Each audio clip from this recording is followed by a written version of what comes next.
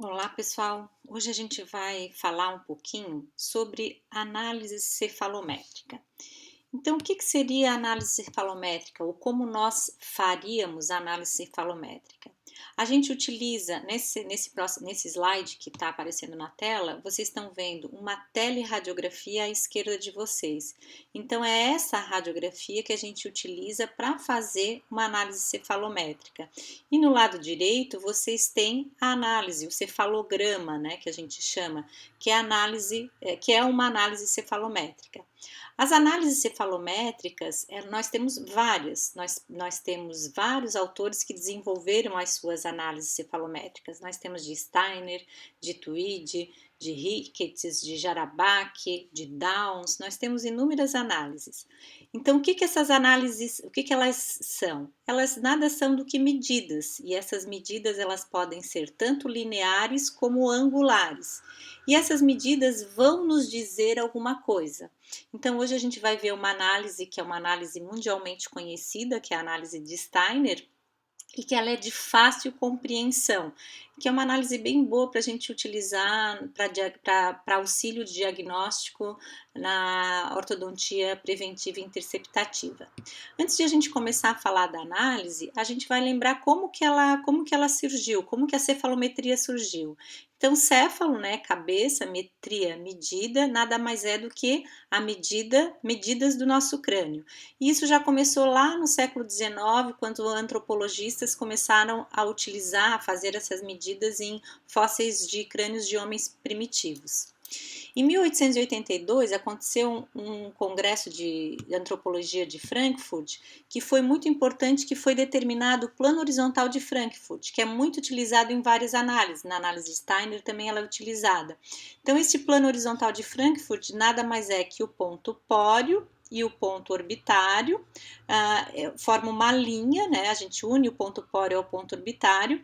Inclusive, para a gente fazer a teleradiografia, a gente tem que deixar este plano paralelo ao solo, por isso que ele é chamado de plano horizontal, e de Frankfurt porque ele foi criado neste congresso na cidade de Frankfurt. Aí também em 22 Pacini começou a analisar crânios, tanto crânios secos como de indivíduos vivos, e começou a descrever vários pontos radiográficos que nós utilizamos até hoje, né? Vocês devem lembrar um pouquinho da disciplina de diagnóstico oral 3. Então, pontos como cela, násio, cela turca ou túrcica, gônio, gnátio, espinha nasal. E depois, um pouquinho mais à frente, Broadbent e Hofran começaram a estudar nos anos 30 a cefalometria radiográfica. A partir daí, várias análises foram desenvolvidas. 47 Willi desenvolveu, Downs em 48, Reidel, que introduziu os ângulos SNA, SNB e ANB, que a gente utiliza bastante, e o Steiner, que em 1953 ele aproveitou várias medidas desses autores que já tinham definido, Downs, o Reidel, os ângulos SNA, desenvolveu mais algumas medidas dele e fez a análise dele. É uma análise bastante fácil e simples de a gente entender, então por isso que a gente vai eu vou mostrar para vocês hoje a análise cefalométrica de Steiner. Uma coisa que a gente tem que cuidar quando a gente faz a análise cefalométrica é que, como o lado esquerdo vai ficar mais próximo à película, podemos ter sobreposição do lado direito sobre o lado esquerdo. Então, a gente deve sempre fazer o traçado utilizando como medida o lado esquerdo, que é o lado que tem uma menor distorção.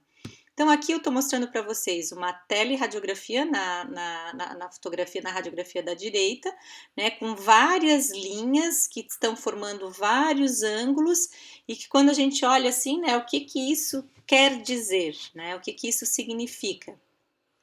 Hoje a gente vai tentar entender. E da esquerda, aqui são vários pontos, né, pontos cefalométricos que a gente utiliza para determinadas análises. Então, agora a gente vai relembrar alguns pontos que vocês provavelmente já viram. Então, nós temos o ponto N, que é onde está marcadinho ali com a seta verde, que nada mais é que o ponto mais anterior, o ponto mais para frente da sutura frontonasal. Nós temos o ponto S, que é onde a seta verde está apontando, que a gente coloca o ponto central da célula turca ou célula túrcica.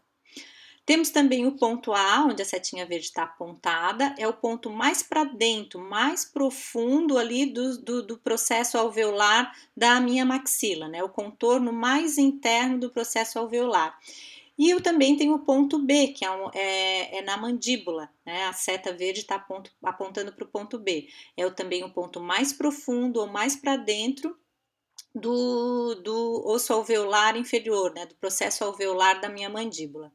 Tenho a espinha nasal anterior, que é o ponto mais à frente da espinha nasal anterior, na setinha verde está mostrando, e eu também vou ter o ponto da espinha nasal posterior, que é o ponto mais posterior ou mais para trás do meu osso palatino.